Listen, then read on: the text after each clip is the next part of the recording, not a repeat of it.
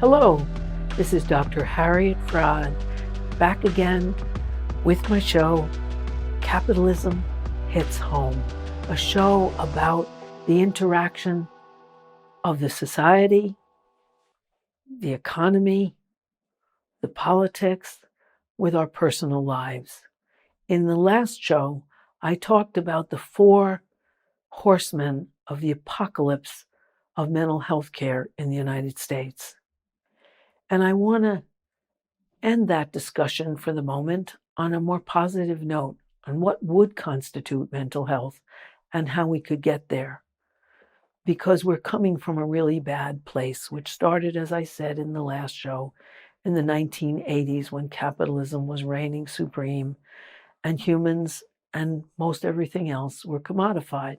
And there was a real political investment in changing human unhappiness into a brain disease, because human unhappiness comes from the environment, the interactions, the workplaces, the society, all the social influences and economic influences in people's lives.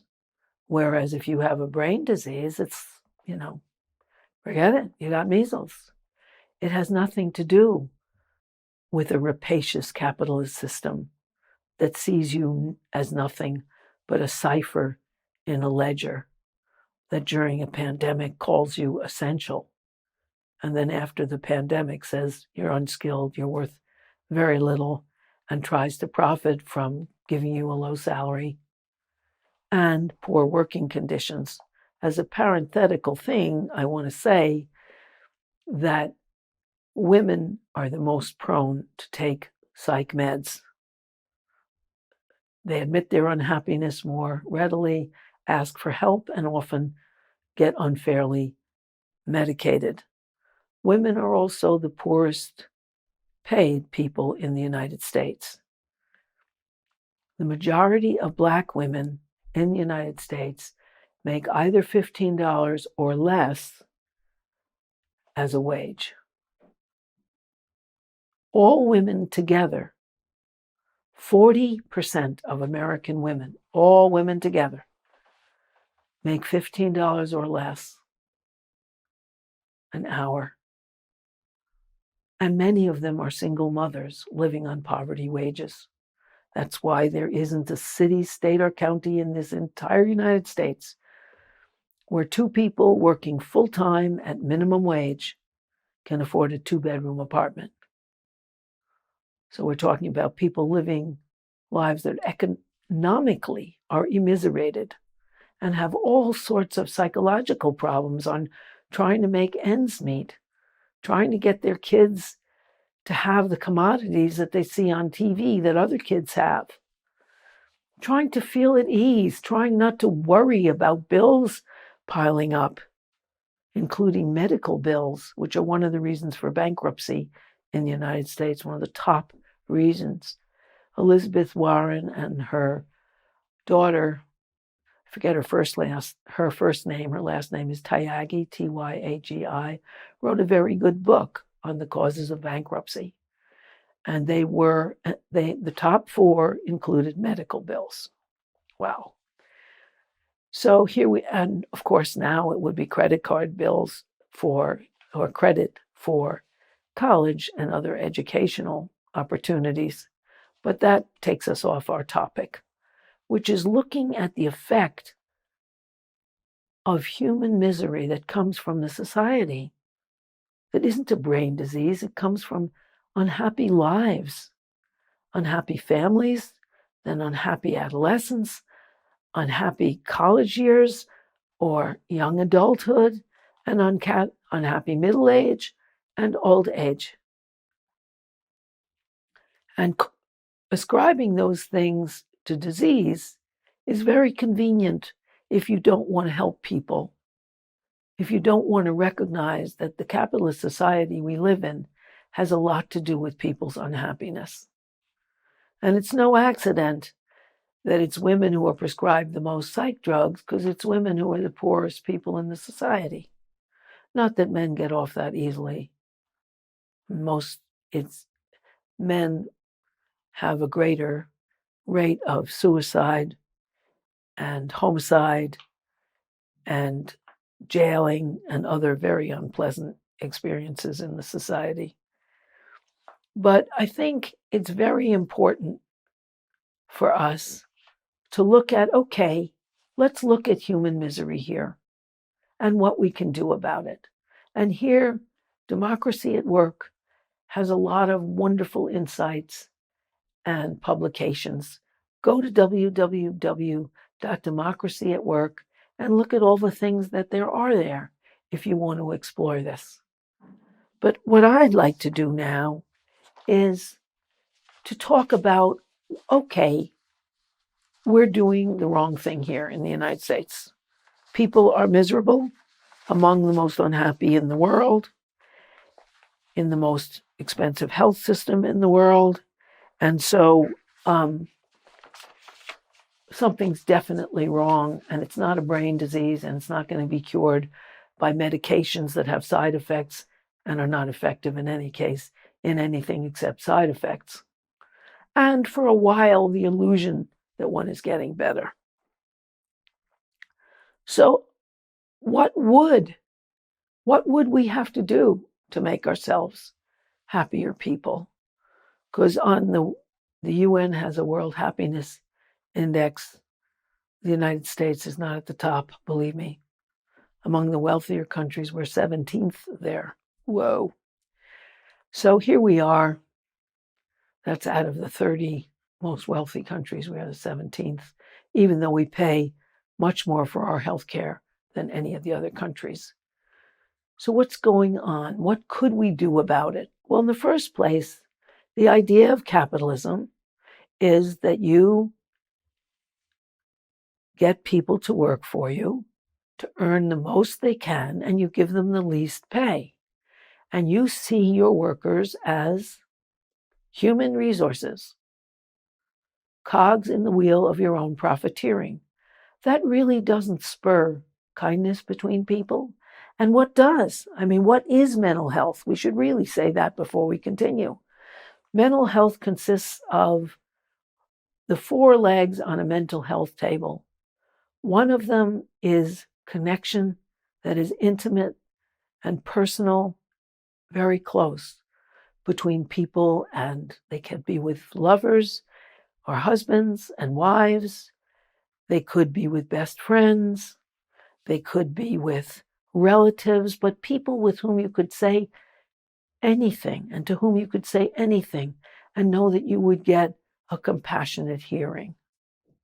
So that's one. The second leg of the table is another set of connections. And all of these, of course, have been frayed by the pandemic, where people have been more isolated. But the second leg of that table is people with whom one is friendly, people you work together with. They could be people that are co-workers at your job. They could be people on a team, if you're on a darts team or a soccer team or a bowling league. They could be people on a drive together, like a blood drive or a registration drive or working for a candidate. They could be people in a political organization with whom you feel you have a shared goal. So that's the second tier.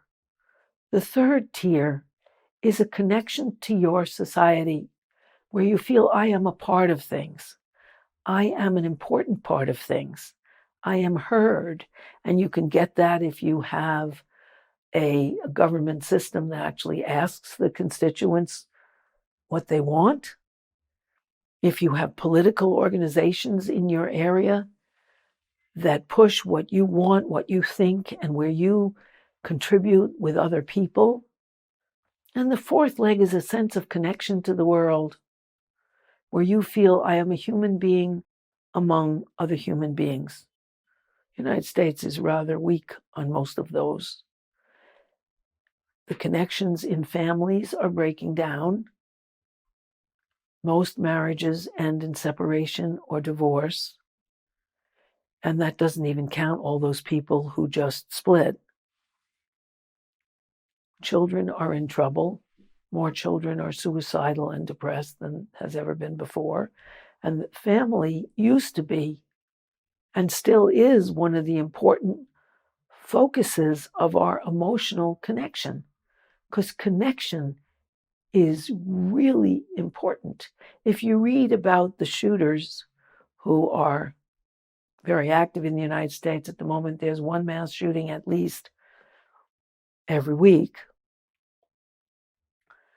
They always say he was a loner, because it's males who do this, who have the least emotional permission to be needful, to be sorrowful, to connect on a deep emotional level with their friends. They usually say he was a loner, or they were an ostracized, lonely pair, these shooters, because people need connection that badly. They go mad without it. Mental health problems have zoomed with violence in the pandemic because it's harder to connect with other people in the pandemic. So one of the things we can do is not be capitalists, because we don't want to see each other as means to our own wealth. Another thing is sharing, connection through sharing, not only through building socialism and a kinder way of treating each other, or democratic and connected workplaces like co-ops, where people decide together what they want to produce, how they want to produce it, what kind of percentage they'll take for themselves collectively, and what kind they will give over to investing in further machinery or sales. Another thing is shared housing. You know, after World War II in the United States, in the late 1940s, there were two ideas about housing. One was to build large apartment complexes that were reasonably priced, where people shared. An example is Stuyvesant Town, built in 1947, where there are 12-story apartments, sort of ugly, tall brick apartment buildings, and where there's shared laundry facilities, shared recycling facilities, shared playgrounds, shared parental meeting places, shared party spaces, shared books. There are book deposit boxes all over Stuytown where you put books you're finished reading, or children's books where they're finished reading, and you pick up other ones.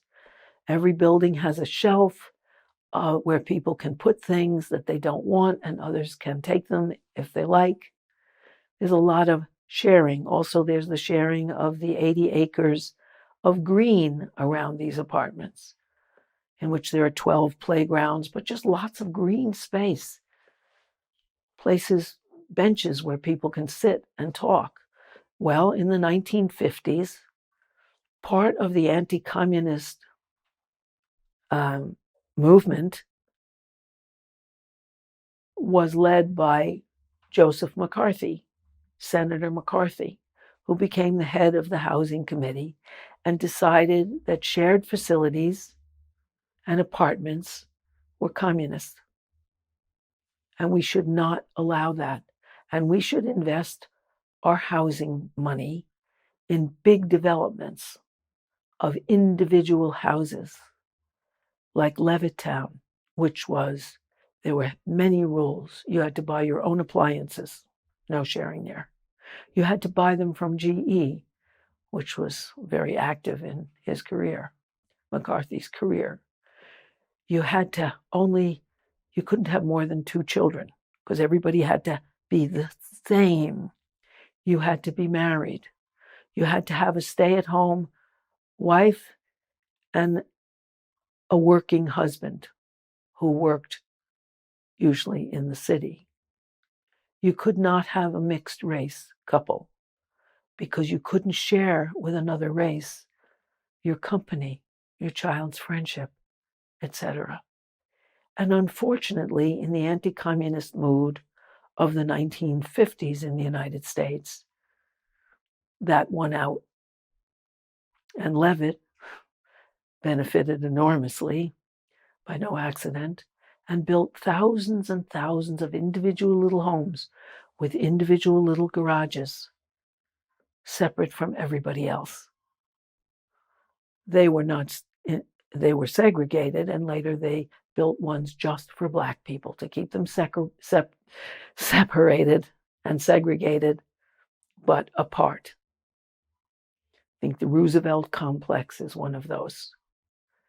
So that we no longer shared in the casual way you share when you live together, when you share outdoor space, when you share the laundry room, when you share book exchange boxes, where you have a green where you can sit around in Stuyvesant Town, you can sit around the fountain in the sun, where you have beautiful planting, and everybody can come and sit there, and you end up having conversations, where you have shared little tables that are made of concrete, that have boards where you can play chess, checkers. They have space on the table that's filled in so you can play with squares, so you can play chess or checkers or any other game together. There's seats enough for several people. That kind of housing is far healthier because you connect with people. You connect when you're walking around the 80 acres, walking your dog, when you're picking up your doggy bag to discard your dog's feces, where you do your laundry, and so on. It's lonely not to share. Human beings are social animals. We never would have survived if we weren't. We're not the fastest. We don't have the best eyesight. We don't have the best hearing. We aren't the strongest, but we could cooperate. A group of cave people could make huge noises driving, an enormous beast into a hole they collectively dug, and then divided it up so that everybody got a share. So the first thousands of years of human habitation were communal, because that's how we survived. Capitalism takes away that communality in housing and other essential things. One of them is childcare. We have privatized childcare, expensive privatized childcare, which is a burden on parents, particularly parents where both parents are working or single mothers. And it's a burden on children who need one another, and they also need expert instruction. They need play areas. They need lots of toys. They need socialization and sharing, all of which are robbed when children are isolated. And of course, what it means for poor children whose parents can't afford the tuition is that they're stuck in substandard housing, crowded together, wet in their diapers, watching television. Exactly what you don't need for brain development. We need shared childcare. We need shared elder care, where older people are in the kind of buildings that were very successfully developed as experiments in New York, where they took these single-room occupancy hotels that were in terrible shape, refurbished them, and made small, clean rooms with small facilities, small kitchens, and a big communal kitchen where people cooked together and where they could see big communal spaces, where they had films, where they had games. And they found with that experiment that people's medical needs dropped precipitously. Their Medicare bills, they were happy. They were connected. And happiness is very, very dependent on connection.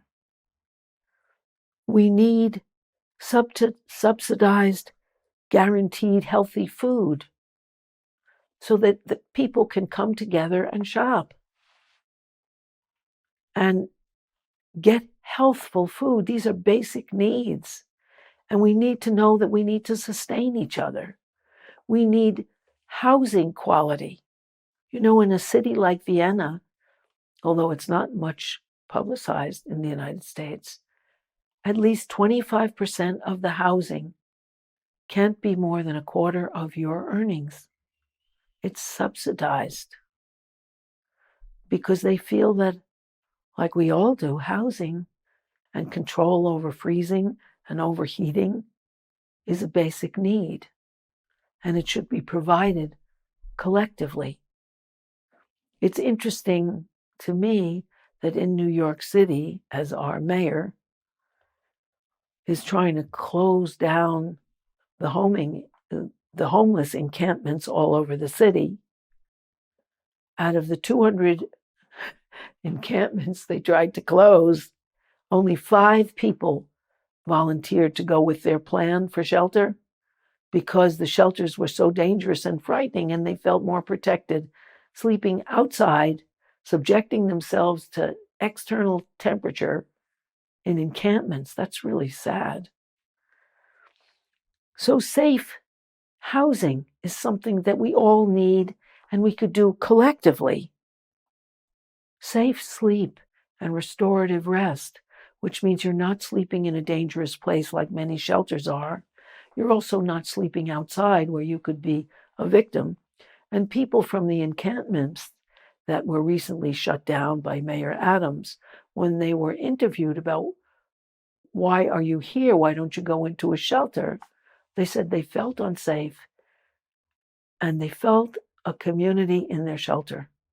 They felt connected to the people there who would protect them so that they could have safe and restorative sleep. And their speech was moving when you asked them. They had a safe environment.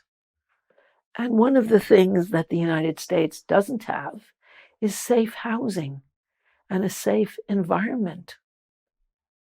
Neighborhoods of desperately poor people tend to be more unsafe. The Bronx, which is the poorest borough in New York City, and I talk a lot about New York City because I live here, also has the most crime, the most violence, because people are driven mad and they feel, that if they're going to get anything, they have to get it by force or steal it. And they're very angry and become violent.